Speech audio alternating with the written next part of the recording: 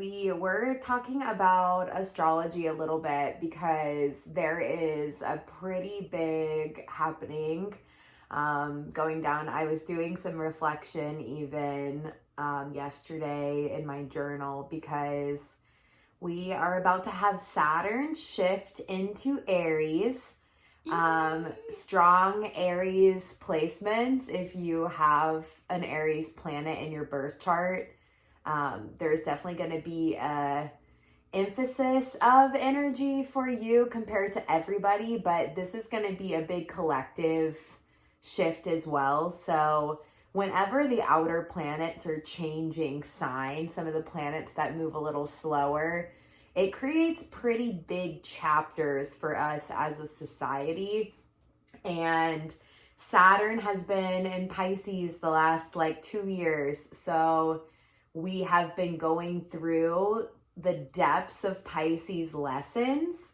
Pisces is the sign that holds the end of energy. It holds spiritual undertones. It's a water sign. So we have had to look at the last 2 years. Lots of lessons on our boundaries, lots of lessons on our emotions, lots of lessons on not holding our own energetic protections around us, making sure that our spiritual practices are in place that help us tune into ourselves in the right way and not get lost in other people. There's been lots of themes on our shadow self. And I think a lot of endings always occur with Pisces energy. It's the last sign of the zodiac. It closes out a lot of cycles. Yeah. And now it's going into Aries. And I think I would love to hear how people's reflections have been the last 2 years and some of the themes. Some really major themes that feel like are sticking around for 2.5 years for you, even if you're not super into astrology, like that pattern. Yeah, I could not. So I don't even have Pisces placements, and where Pisces lands in my birth chart is my 7th house, my house of relationships. And I am poly, and there has been so many lessons on relationship boundaries, figuring out how to hold my own needs and the needs of my partners. I've had to go to codependency therapy a lot in the past and do a lot of work on codependency. And I think I got kind of retested on every single facet of codependent work that I've had to do in the last 2 years. And I also really learned how to merge with people more. So I tend to be more avoidant and hyper independent. So I think Pisces has also put me in situations where I have to lean into my softness a lot more and realizing just the love that I'm craving and making space for it, but doing it in a healthy way. That's kind of been my Saturn in Pisces. I would love to hear how your last couple years have been going. Do you want to share some of your Saturn Pisces? Yeah. The emphasis on Pisces. Yeah, my Saturn Pisces has been exhausting. I'm exhausted. I want a nap. Mine hits my 4th house, so it's house of family and values, and it's directly opposing my career house. Your sense of safety. Yeah, so for me, I think where I've really felt it the most is kind of in that opposition. So and the opposite of my Pisces house is my Virgo, and my chart's very Virgo heavy. So you have a lot of oppositions in your natal, yeah. In general, yeah, but yeah, so the point of me bringing it up though is that there's a lot of energy that wants to do quite literally the opposite of what Pisces wants me to do. The only planet I have in Pisces is actually Saturn. So I've been having my first Saturn return. So your Saturn return is kind of this big, almost hey, you've sat here for 30 years and I've taught you a couple lessons in all these other places, and I just want to see if you're like actually understanding, picking up what I'm throwing down, or do you need to like repeat the cycle? So I've been trying so hard to like be very open-minded to the lessons that came up for me this last 2 years.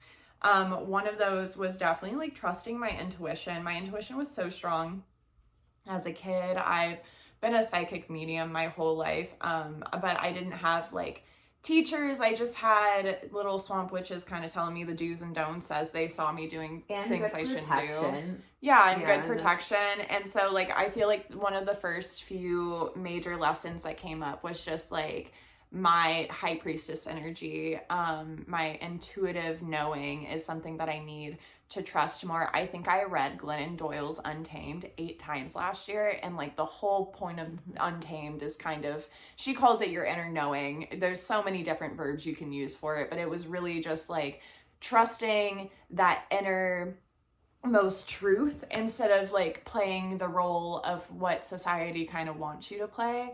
So in a way, like I removed all the like dreamy delusion from my reality 2.5 years ago, that I was just kind of doing like what people told me I should do, but it wasn't really aligned with my soul's purpose, I feel like.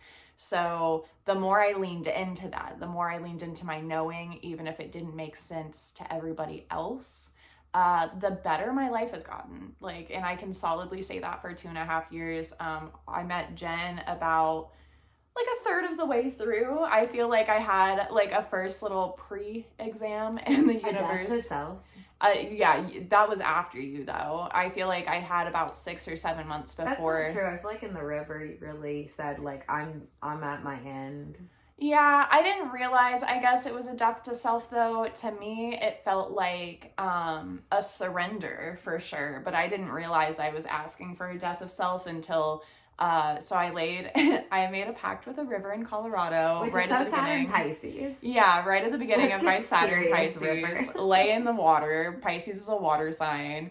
And I basically told the river that I wasn't going to continue to swim upstream. Like, I didn't want to keep trying to swim against the grain of what my life feels like it needs to be. Like, I had climbed the corporate ladder. I was working in big tech. I had gotten fired. I was opening my own business, and just like, I was like, I'm going to follow what the signs lead me to. And they led me to exactly where we are today, actually. I did a retreat, or not a retreat, sorry. I did what we call a boot camp in like the social media world. And it's basically like a 3-month course where I was taught like niche marketing tactics. And I just so happened to choose retreat marketing for mine. And then literally the week that boot camp ended, I met Jen.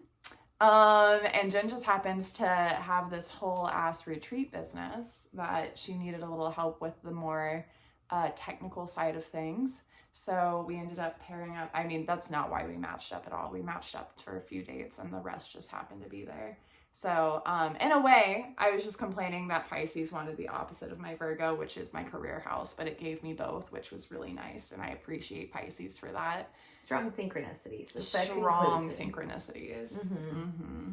Yeah, so I think it's important to take a pause, reflect on the last couple of years of Saturn and Pisces, and see what you have really pieced together for yourself. Look at those endings, look at those boundaries, look at those emotions that you have been experiencing. And I would just keep an inventory so that you always remember this time and this period of deeper lessons, because I think it'll help you hold context to what is coming. And yeah, Pisces is such a vast energy. I think collectively, Saturn and Pisces has made us look at where we've been maybe being a little hazy. I really feel like we all went a little bit more. It's been good that there's been such a spiritual wave. I think a lot of people have gotten spiritual. It's so cool to see like astrology and tarot in general stores. Like, I think everything's kind of gotten more normalized, which is beautiful. It's way more accessible than what it was. I also think we got a little bit capitalized. Yeah, I think we just stopped realizing what we need to fight for and how important it is to stay more vigilant about certain topics. And I think now, we're seeing the side effects of, just kind of not thinking we had to keep advocating for what we needed to advocate for. My predictions for Saturn Aries, which is going to be the next 2.5 years. We have one more retrograde back into Pisces for Saturn, but I think Saturn Aries is going to call on us to use our willpower to fight for what matters, what we care about. I think we're going to have to look at how we use our inner fire, our inner will, our inner anger, and transmuting anger into passion. I think if you have a problem experiencing anger, Saturn in Aries is going to clear that up real fast. You're probably going to have fire spewing out, probably untactfully at first, but you're going to have to learn how to work with fire. If you don't have a lot of fire in your birth chart, I think this energy is going to be a lot at first. I think if you don't have a lot of air, fire, yes, but I have fire. I don't have a lot of Aries, and when Aries season comes about, I always feel like mania energy almost. Big mania, yeah. It's I was gonna try and avoid that, and it still came. You're in my brain.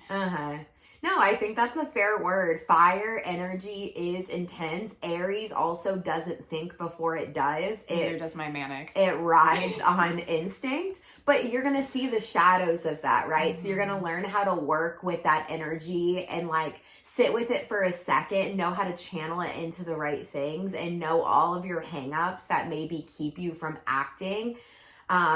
The group that's going through their Saturn return, so I think the years would be probably 96 to 98. Oh, I guess it is 96 because I'm 95 and I'm at the very tail end. Yeah. So probably 96 to, I would say, even early 99, to be honest. Late 96, early 99. Well, I think it's half of 95 too.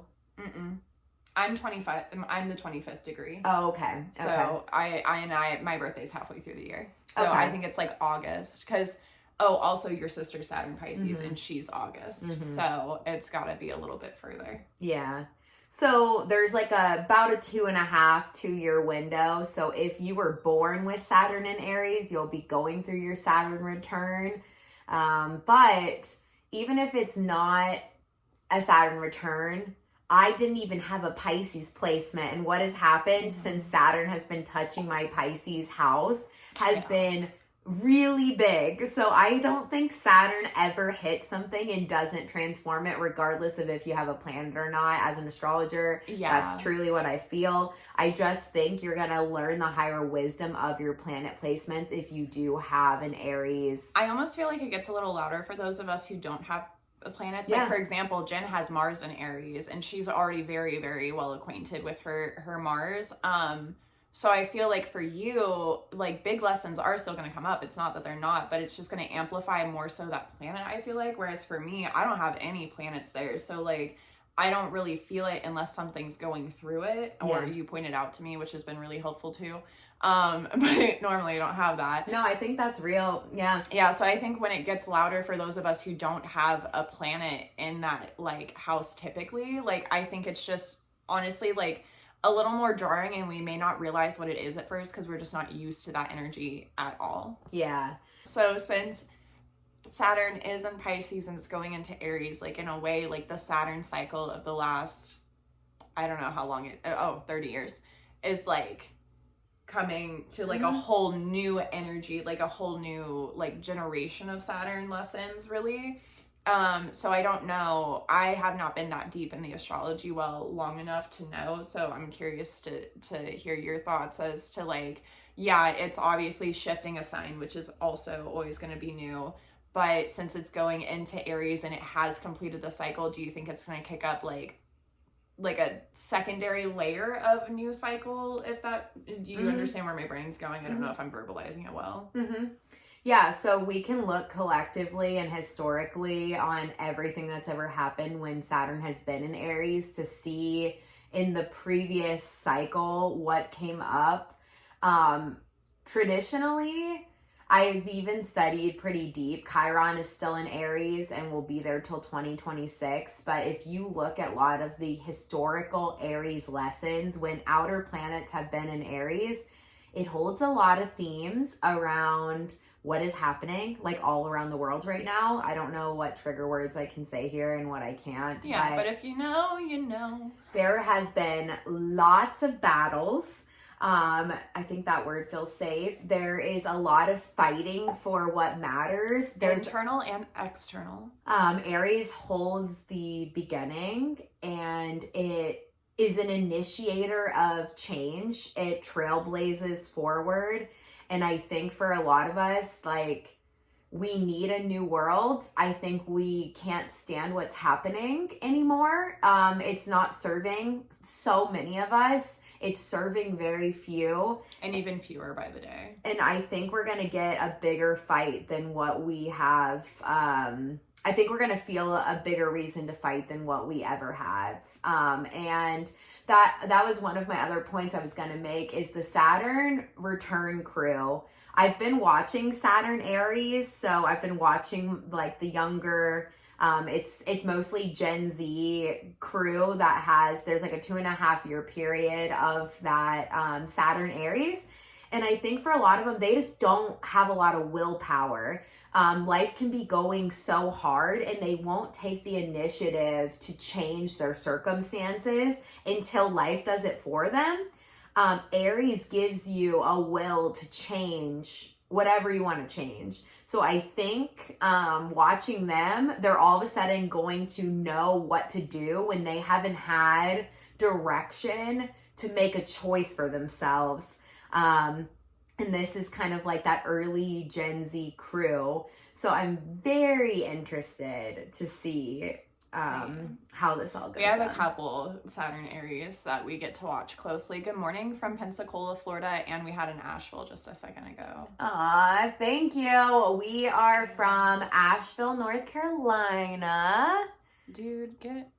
Thank you for being here and hanging out. Yeah. You just said, hold on. I was talking about the collective, that I think is just going to be strong.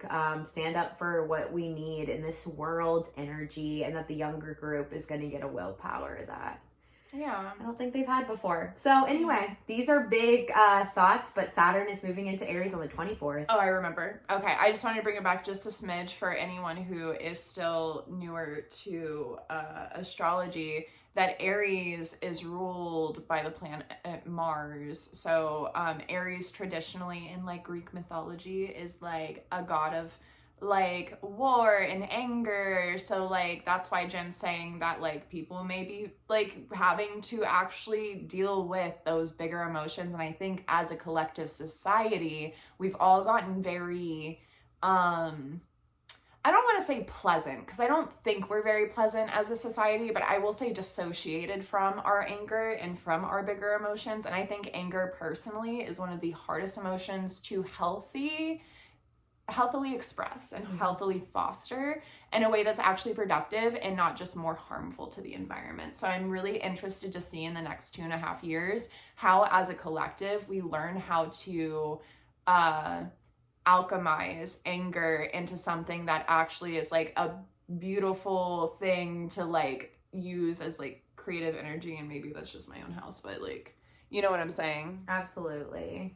Good morning, Chris. Good morning. We do have our electricity back, and I think everything is back on our house how it's supposed to be. Gosh, it's been chaotic as can be. Yeah, but I do think so. To me, anger can be transmuted into passion.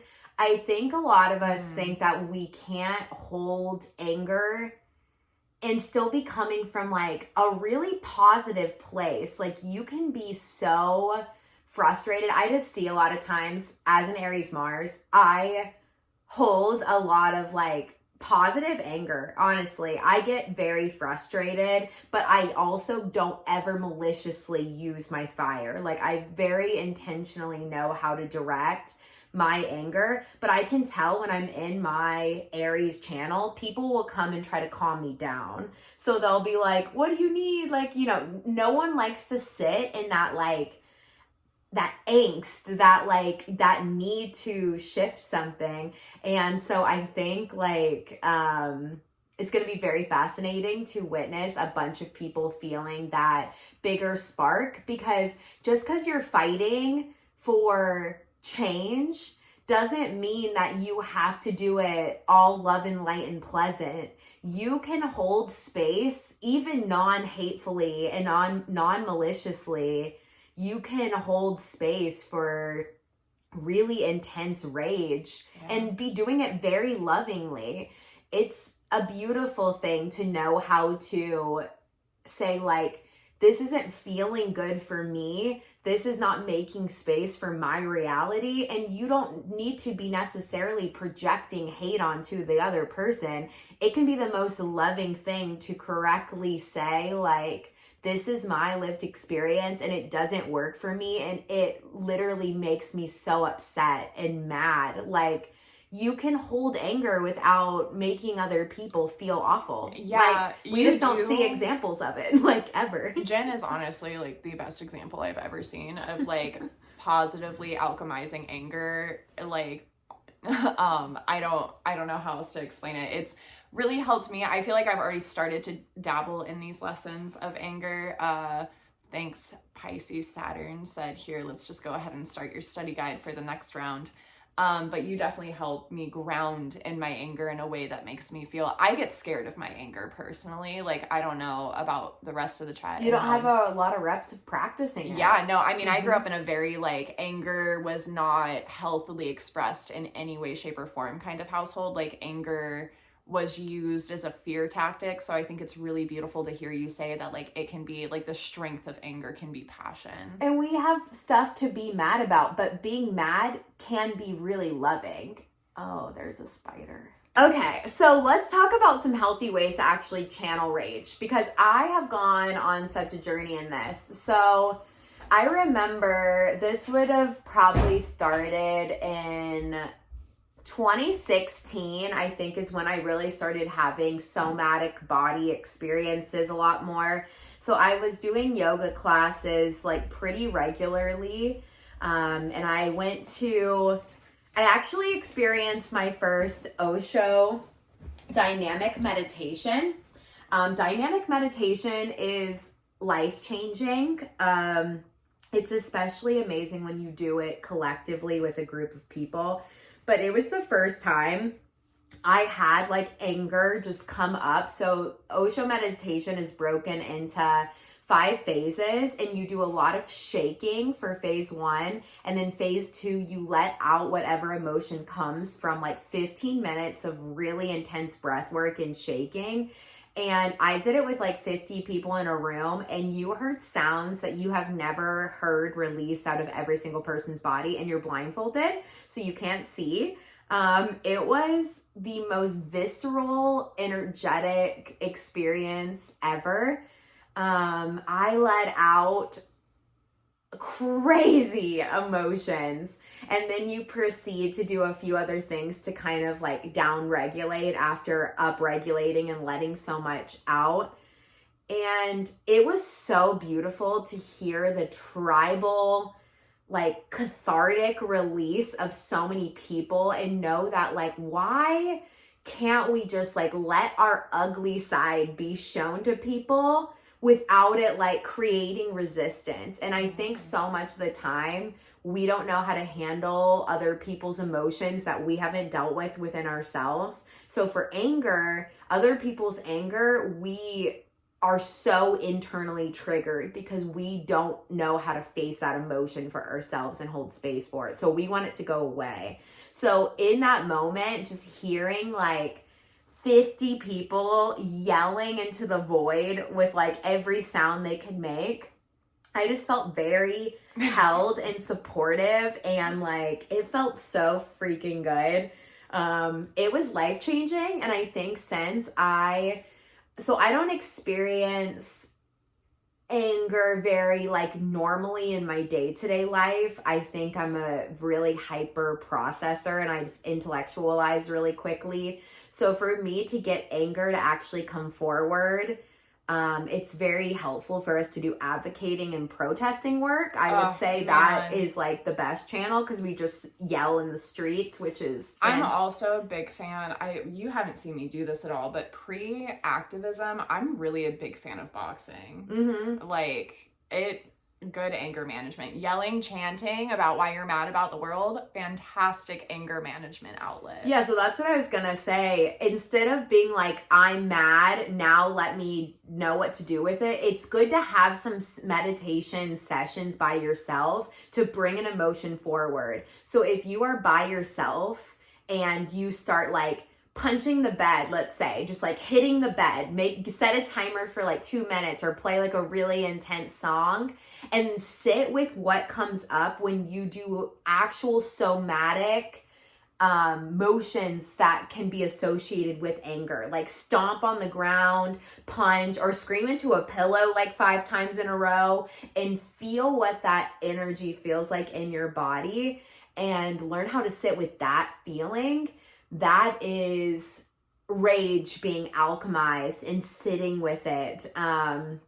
And when I experience anger, usually in the moment, and it's very reactive to something else, that's when I often like try to do something creative and alchemize it into passion, something that like makes me feel like I'm getting it out. We should but you never hold space for it first. Yeah, we should never experience anger and then do nothing with it. That is how blocks get stuck in our body, like 10 out of 10. That's like the top problem I feel like actually with most people is seriously repressed blocks of anger. Absolutely. Because we are never supposed to sit still. So if you get mad at work and you don't want to get fired and you don't want to like let it out in that moment, you need to like have a giant red alert. This needs to come out of my body today. Like I have got to do something to release what I'm not clock out able to finish in this moment, because it is awful to have all of that adrenaline just sit in your body with no release. That is how we start having major mental health spirals. And excess cortisol. Yeah. For real. I personally, because I, for so long, like I am afraid of my anger. So every time I get angry, and I can't necessarily say that I don't do this now. I live in an environment where I'm constantly triggered and angry, which is beautiful in itself. But I used to literally like start bawling to the point where like I couldn't even say anything, because then I was just more mad that I was crying, and then it like just doesn't get the point across the way I was trying to get the point across, because like part of me is so scared to show the emotion. Mm-hmm. So like that's been such a thing for me. But I loved having you, I would do boxing at the gym I worked at, which was like really, really helpful. I don't know, it was just really helped me like channel anything that was in me. But then I also started to realize exactly what you're saying, that like if I gave it an outlet to leave, then it wasn't like, I didn't feel as like, it didn't really, the block for me, I guess kind of did feel a little manic. Like I just couldn't breathe more. Like it would then manifest into more anxiety, because there's just fire. It's holding there. And then I know like one more inconvenience, can it also be down in there, or am I going to snap? And then I would snap, and it'd be really embarrassing because like not fully developed frontal lobe things, but like no, repressed anger will feel like major anxiety. It's stuck in trapped fire, and that's just like really important. I think that's going to come up for a lot of us with this Saturn Aries for the next 2.5 years. And I think so that what came to mind as V was talking is there is such a difference in blaming people when you are frustrated, then also just knowing when you are learning how to express your needs and hold space for your emotional truths. You don't have to worry about making the other person like feel bad or feel good. You are just simply stating, in my body right now, whether this is true or not, I'm experiencing like some very serious like frustration. Like I am feeling this way, and I don't have like an exact source where it's coming, but I can feel myself like boiling. And you're allowed to say what you're experiencing and hold space for that. You don't have to cater your inner emotional world to fit what you think is going to make the person in front of you comfortable. It's happening and it's real. Another thing I'm hearing that I don't know, at least I know would be helpful for me, is it also sounds like I can hold space for, I'm having this feeling, but not necessarily know where the root is coming from. I am such an intellectualizer. So usually what happens is I have an emotion, I shut down in the actual conversation and I get really quiet. And then I'll take my meditation time later, and then I'll like get to the core issue. And then if it's a safe enough person to circle back to, I'll circle back to after I've had my like, oh, okay, this is why I'm angry. I can tell them that, and then like move on from it. But it's not necessarily alchemized in the same way as like a release that you're talking about. So like, yeah, that's really good to know though. I love that like you can just state your existing, like, I guess it's not a need. What would you call that? You're just validating your internal emotional world. Like it's an internal validation, and you don't need other people's validation or perspective to let yourself have the experience. The experience is already happening. I am feeling extremely frustrated, and I am not saying that in any other form than just validating that this is a feeling that I'm having. And I think Aries is going to pull up all of those hidden wounds we have about not standing for our own truths, because Aries goes off of feeling. It doesn't go off of thought. So everything is going to come to the surface because Saturn is going to clear that energy. So when you're dealing with other people, you don't need to yell at them or have a full reason for it to make sense. I also think that we have to hold the responsibility. Aries energy in its shadow can get very childish because it's so reactive. It's like temper tantrum energy. And once they feel good in their temper tantrum, it's over and done. Aries gets over things really quick, but they also don't think about the person in front of them at all. But I think it's important to know, like, this is my experience. I'm going to go take some space, or I feel so frustrated right now. I know that I need to do something with this emotion. I don't want to project it onto you. I'm going to go have a rage session. Like... So can I add, since we kind of did like a breakdown from the astrology, can I add a layer to the astrology and just pick your brain for, we just had Neptune move into Aries maybe like a solid month and a half ago. So that means that Saturn and Neptune are going to basically be on top of each other or conjunct. What do you think the combination of both of those in your house of Aries is going to bring? Like, we've talked about just Saturn alone, but like, what if you add that Neptune energy? Go Neptune. Yeah, I think it's going to be really confusing for people that don't know how to navigate Aries energy. I think Neptune gives us a lot of wisdom, but Neptune also gets foggy. Whenever Neptune transits over a planet, it can spiritually reveal stuff of that planet, but it also can make it even harder to know the boundaries within it. So I think if a lot of us have really repressed feelings, some of it's going to shift to the surface a lot. I think that's going to be a pretty strong energy. Okay. We have already just had a Neptune Saturn in Pisces, and I think we have really learned the wisdom of feelings. There could have been a grand finale with a lot of things coming up all at once where you had to advocate for your boundaries. I think now we're gonna have to advocate for our anger in like a whole other way, and our rage. I was just curious because I do know Neptune is home in Pisces, so in a way it was like a little nicer of a Saturn and Neptune conjunction in Pisces, because it's really just Pisces Capricorn plus extra Pisces. I think everyone's going to get very anxious because they're not going to know what to do with their fire. I really think it's going to be a little chaotic if you don't know how to work with fire energy. So are we risking like collective shutdown if we're not alchemizing the anger in healthy like ways? Well, I think right now the universe is calling for us to be fighters. So if we are like, no, I'm going to keep dissociating, I don't think we're going to get away with it mental health wise like we have been able to. I just don't. I think we have to move. It's going to make us move and move in a way that I don't think we've had a big blast of in a while, which is good. I see it already in our, like we were just doing June scheduling this morning, which is why we were a little late this morning. And I just see it within our June schedule is already so full. Mm-hmm. And then what we're doing is a really beautiful balance between like advocacy / resource sharing / like just fighting the good fight, right? Mm-hmm. But then it's also like yoga classes and bringing yourself back into your body, like letting it out but bringing it back in, and like finding the balance. And obviously if we're leading all those events, we are then also like stepping into those energies ourselves, but then also leaving it open to the community, both online and in person, to like be a part of that and help that ripple out, which I think is crazy that like technically Saturn doesn't go into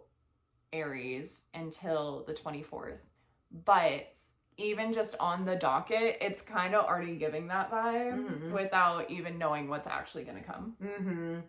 And to bring up your point, Lisa, I think what has been important for me as I've like learned how to sit with anger really responsibly is to communicate in the moment, to go deal with the feeling somatically, like get it out. And then when I go to explain it and someone's not hearing later, I think what it comes down to, I was talking about this yesterday, I think when we haven't been heard or understood for a big chunk of our life, which is both of our childhoods, like we did not have emotional needs met, we did not get heard. I think we sometimes deliver stuff with the intensity of like,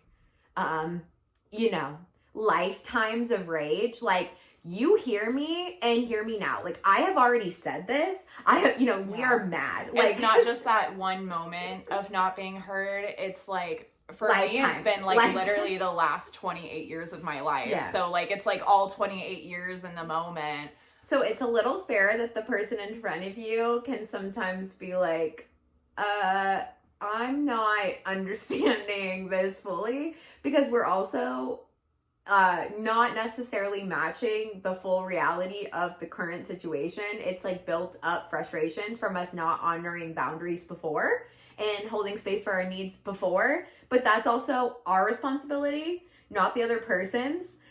So there's one level of tact within that, but I also think you can start the conversation even saying like, there is nothing more that I want than to be able to communicate what I'm feeling and to be understood. I don't know if I'll be able to paint the full picture, but please try to hear me, because being understood in this moment would mean the absolute world to me, because I'm feeling so alone. If you start the conversation vulnerable like that, the person in front of you is probably going to be a lot more receptive to even what could be a trigger while you're talking.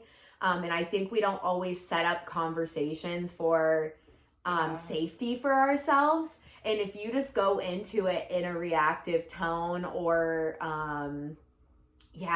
just like an in the moment, I don't think it can always translate like how you want it to. I always hit, so sometimes the most relevant like idea of this is like when something has just been so messed up and some kind of like, my bank is like pulling something they shouldn't be pulling, right? And I have to call customer service and I'm pissed.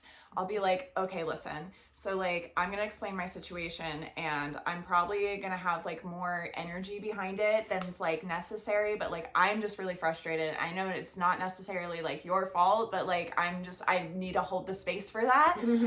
But like also too, like, like I try to like throw a little bit of like, I'm trying to use my words, but I also acknowledge that I am very activated in my nervous system right now. Yeah. Advertise for yourself. Yeah. Give some advertise for where you're at. I'm pissed.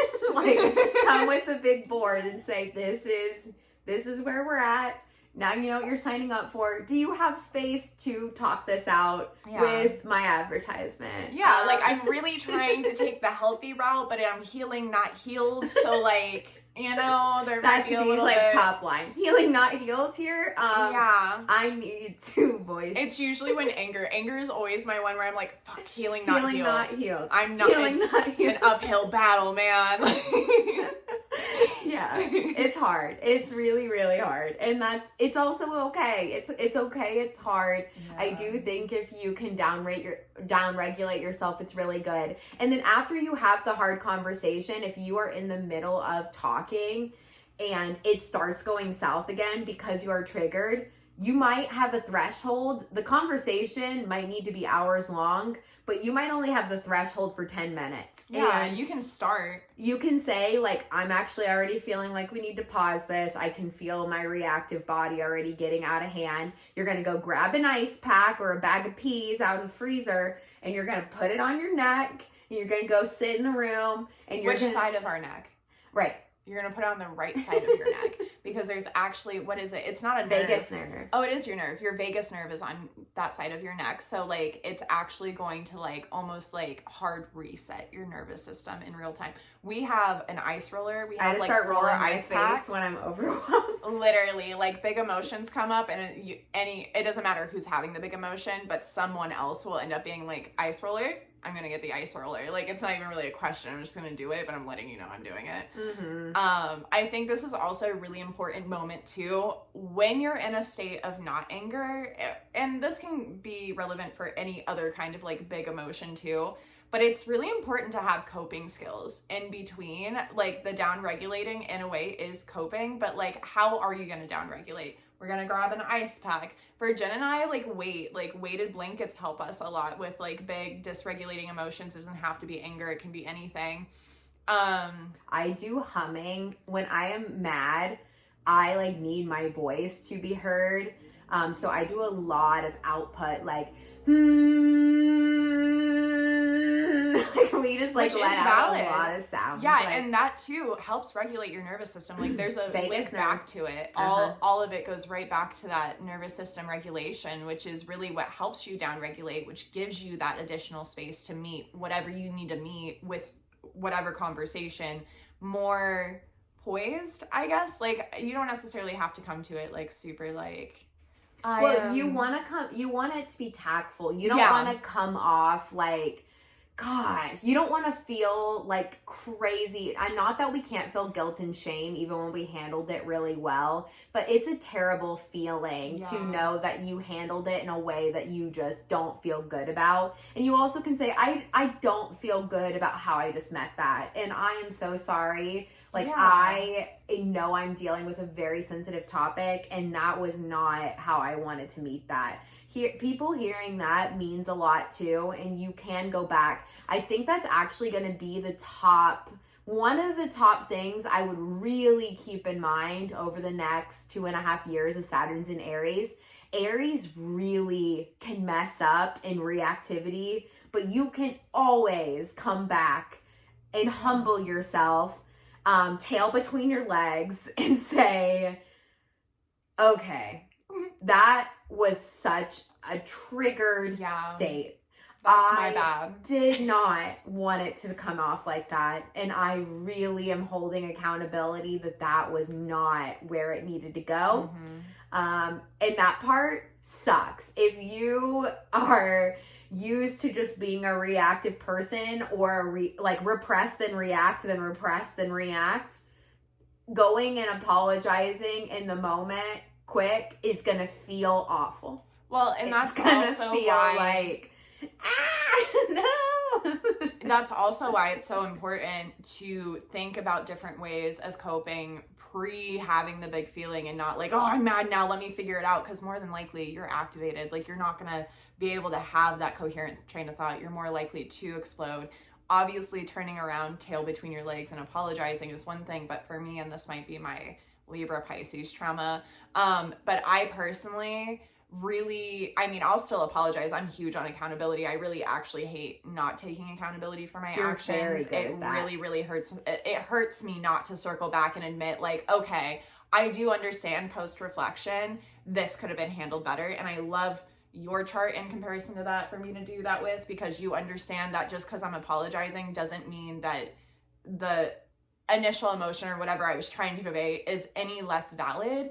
But for me, I had to learn, before meeting Jen, I had to learn how to not react. And it wasn't necessarily in the healthiest way, but I had to learn how to alchemize, like, not overreacting, because as soon as I didn't handle it with tact and needed to apologize, the people I was surrounded with in that point in time in my life would use the fact that I had to apologize as a reason to dismiss the entire thing. Like, instead of like seeing that there were things that they were doing or saying that were contributing to my dysregulation, which is where I learned my coping skills. Like, it's a balance of both. It's knowing that you can apologize and take accountability for it and say, hey, listen, I am trying my hard. Like, being a human's fucking weird, dude. And it's really hard sometimes. And that was my human on full display. But I also, like, that's not how I wanted to handle it. And I think there's so much power in being able to admit that, because there's a lot of people who can't even do that. They get prideful and embarrassed, and you just want to move on from it. Yeah. But you also have to think of the other person's perspective, that if you met it with, More love. like a story that didn't even involve them, it was like, your whole childhood all being imploded on them in one moment. Like, that's a lot, and that's allowed to be a lot. And they might have done something in that moment that wasn't the kindest, but they also don't deserve your entire childhood trauma projected onto them either. So there's space for both. Like, you can still go back and say, like, when you said this, like, that hurt me so bad. Like, every time you say that, I don't know, like, internally, I just feel so XYZ. Explain what they are saying. And it just comes down to breaking down communication, like, just a lot more. And maybe you're not good at, for me, if I don't have a moment, some people don't want to take a moment to let you gather your thoughts on it. I mean, holding boundaries is one. And if they don't want it, like, the other thing is too, is like, it takes two to have a conversation. Right? Otherwise, you're just talking to a brick wall. So, like, maybe in your healing journey, you are finding these moments where you're like, I'm really sorry I reacted that way. And they do dismiss you. And they're like, yeah, you're kind of a crazy bitch. All right, well, I mean, you still weren't perfect, but okay. And then you figure out how not, I mean, maybe you do. Healing, not healed. But, so that's like the first level. So you learn how to not react as intensely to the point where you have to turn around and apologize. And then you implement your coping skills and you realize this person just isn't meeting you. Like, at that point, it's not necessarily like a you issue, but then that's where boundaries come in, and they become really important of, okay, listen, I've tried multiple times in multiple ways to, like, explain that this behavior or whatever action triggers the fuck out of me. And I understand that it is my human responsibility to manage my own triggers, and this is coming from someone who has a lot. So I understand where my responsibility lies for managing my own regulation and my own triggers, but if I'm telling you time and time again that doing this, the way that you keep presenting it to me, is also incredibly triggering to me,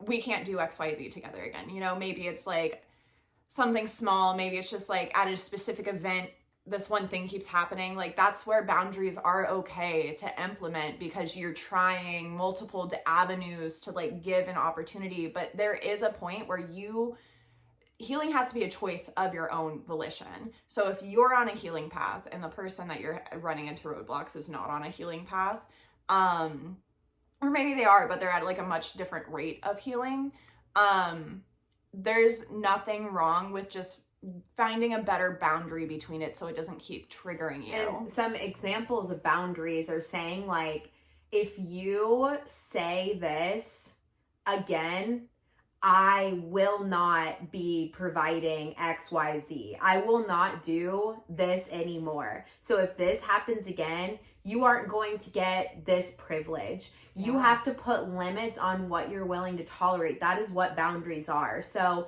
if someone is pushing the same wound again and again, you can tell them, I have now broke down for you this many times what that makes me feel like, and I'm putting in place that I don't want to feel like that anymore. And if this scenario happens again, this is what I'm going to put in as a consequence to that, because that is what I need right now. But I think hurting people hurt people. We can feel so justified in our anger that we're like, they made me feel like this, of course I'm gonna make them feel like this. But that's not boundaries. That is reactivity and power control.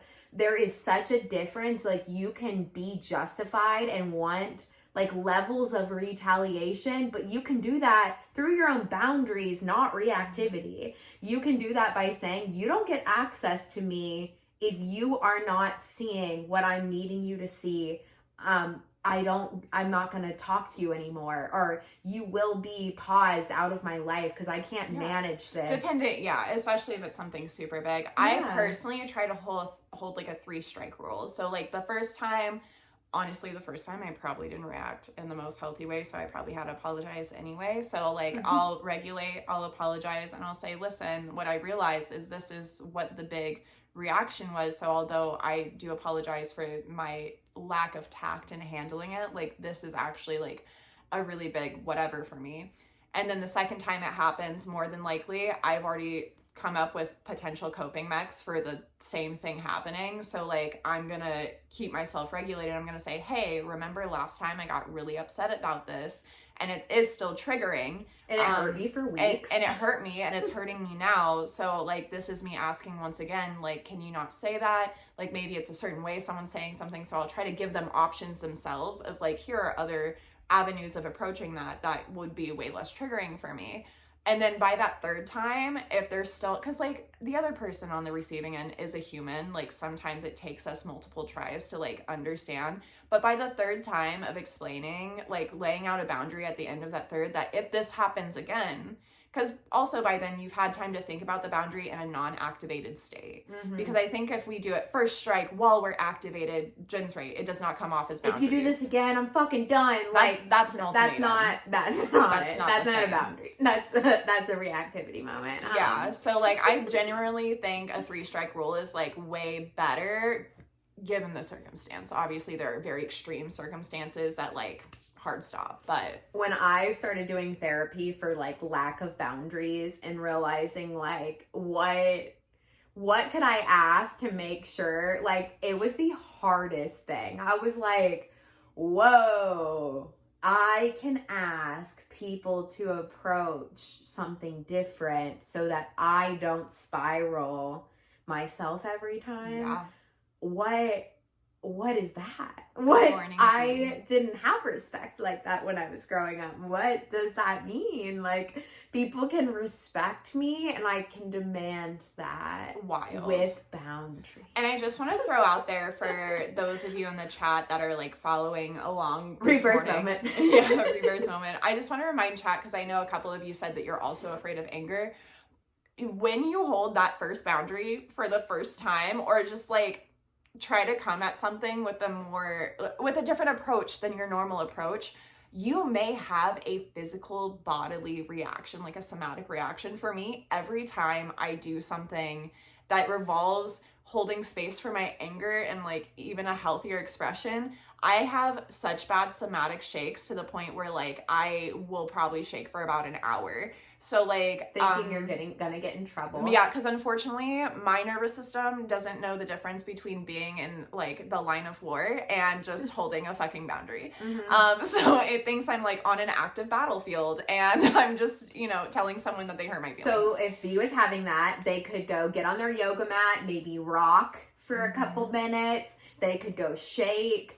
I love a dance. Dancing helps me a lot personally. Put on some songs and move. You can grab your ice pack to down regulate. Like, I definitely recommend some form of movement. If you are shaking like that, you don't need to lay down still and just start breathing. It'll keep getting worse. You need to move. But you need to move in a controlled enough way where you have something to control, which is your physical movement.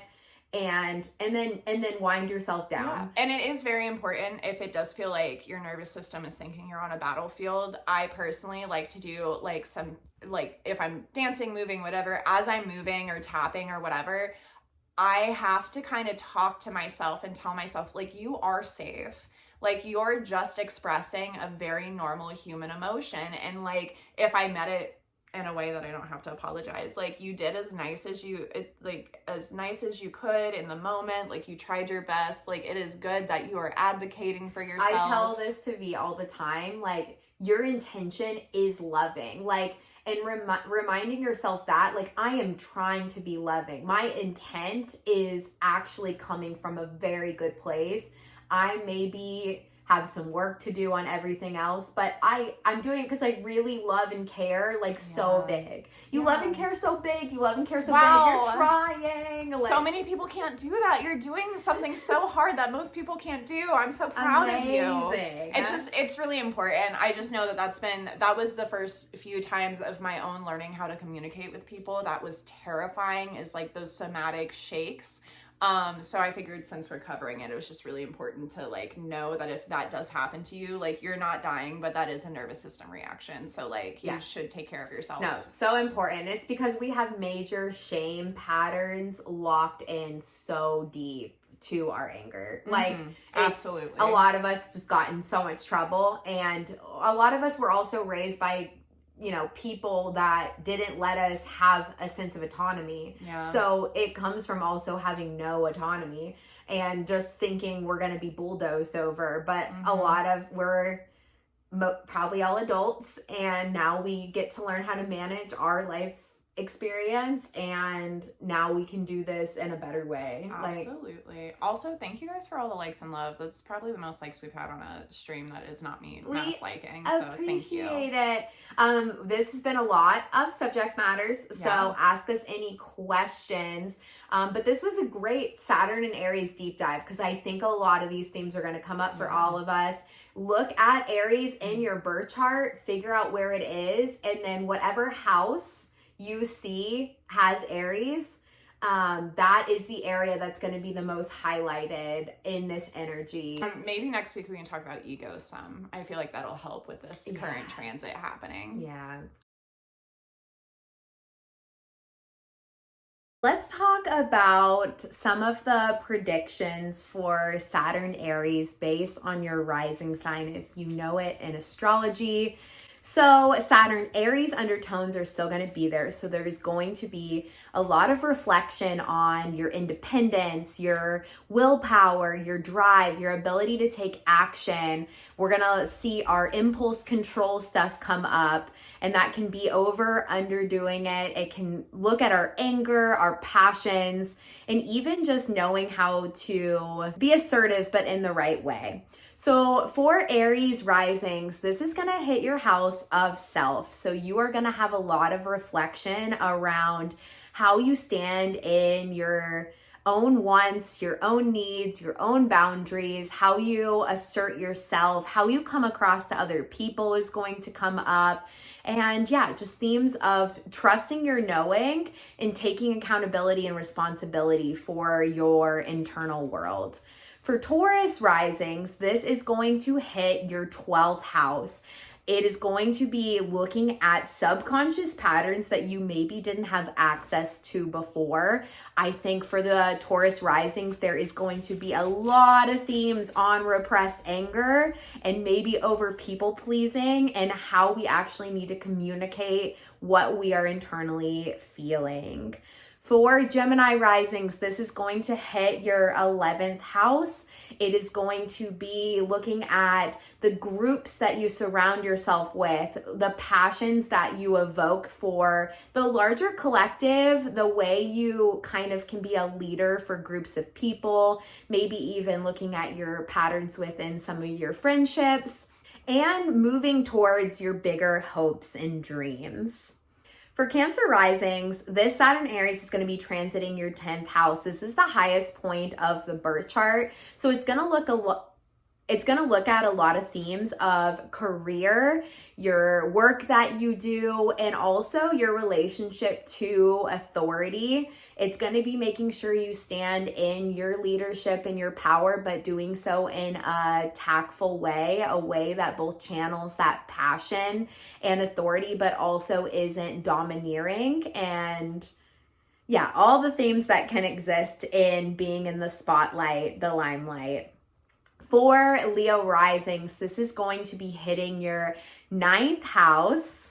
For Leo risings, this is going to be hitting your 9th house. So it's going to be looking at themes of your spiritual belief systems, being a teacher, a wise sort of sage on different topics, knowing how to actually educate people or finding deeper education for yourself. There's going to be a lot of spiritual undertones. You might get more motivated to go explore and experience different cultures or travel to places you've never been to get some of that deeper insight. Also, if you feel drives for deeper learning, that can be a really beautiful channel. For Virgo risings, this is going to be hitting the 8th house. I have this Aries placement, so I've been pondering what this is going to look like a lot. I feel that the 8th house has so much to do with transformation. For Virgo rising, you want to look at patterns of your impulsivity when it comes to transformations and merging with people. I think the 8th house already holds so much energy of quickly blending in with stuff. So I think for this like more internal Aries house, it's going to be holding in our willpower and our own personal boundaries, and making sure that as we catalyze change, that we're doing so in the directions that we want to and with proper boundaries and stops in place, so that we don't immediately merge with every single thing that we interact with. Standing in our own power, but in a way that makes us actually move towards the things that we are meant to be moving towards is going to be a huge theme. For Libra risings, this is going to be hitting your house of relationships. There's going to be lots of themes around your closest partnerships, what boundaries stand between you expressing your inner truths, but also making space for your relationships. I think there's going to be a lot of talk around boundaries. Any 7th house lesson learned is always going to hold higher boundary themes. And just making sure that you are not either over bulldozing a partner or over bulldozing over your own needs. There's going to be a lot of talk on balance within that. For the Scorpio rising, this is going to be hitting your 6th house of mind, body, spirit, routines. I think for the first time, there's probably going to be a really strong willpower energy to make sure that you have rituals and routines in place that are for your highest good. You maybe could have gotten lost in a cloud on which things you need to go towards. So standing in your authority to take care of yourself, honor your self-care needs, I think is going to be a very important theme for you guys. For the Sagittarius rising, this hits your 5th house. So it's wanting you to own your creative nature, to push towards the creative pursuits that really call at your heart, not just always go with the flow of what other people are wanting, but knowing how to stand in your creative vision for something is going to be really important. And making sure that we are not using that pleasure-seeking escape side of fire, but knowing how to also give space for play, inner child, healing, and just really pure creative pursuits. For Capricorn rising, this is going to be hitting your 4th house. There's going to be themes probably around where you live, maybe moving somewhere new and restarting. There can be themes about what you want to do with your home, what safety means to you. Lots of themes on that safest, lowest point on the chart and making sure it's in a line with your highest good. There can be themes around family that comes into play and boundaries, maybe fresh starts there, and just making sure that it's calling forth the vision to create create the home that you are wanting to create. For Aquarius risings, this is hitting your third house. It's going to call on you to look at your immediate surroundings and really ponder the thinking patterns, the communication patterns that exist. It is going to call you to use your voice in a way you maybe haven't, to create some influence around you, to change what maybe your immediate surroundings are.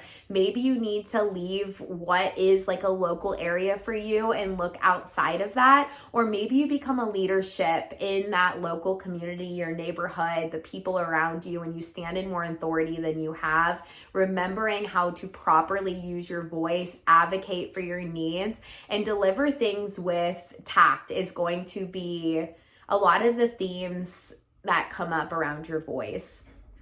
For Pisces risings, you're going to be looking at the themes of your personal values. What matters to you?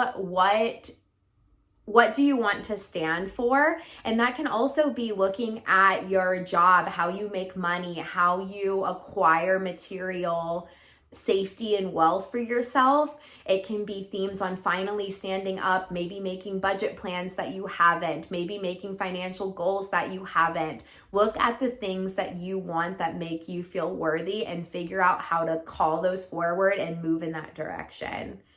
I hope this has provided some insight. Let us know in the comment section what your rising sign is or where Aries is in your chart. We would love to also hear any reflections of Saturn and Pisces that you had as you close out. It is so interesting to see the vastness of experience that can exist on some of these outer planet transits. And Saturn and Pisces, thank you. You definitely taught a lot of lessons. And Saturn and Aries, we are ready for you. Thank you guys for hanging out with us and watching this video. We will see you in the next one.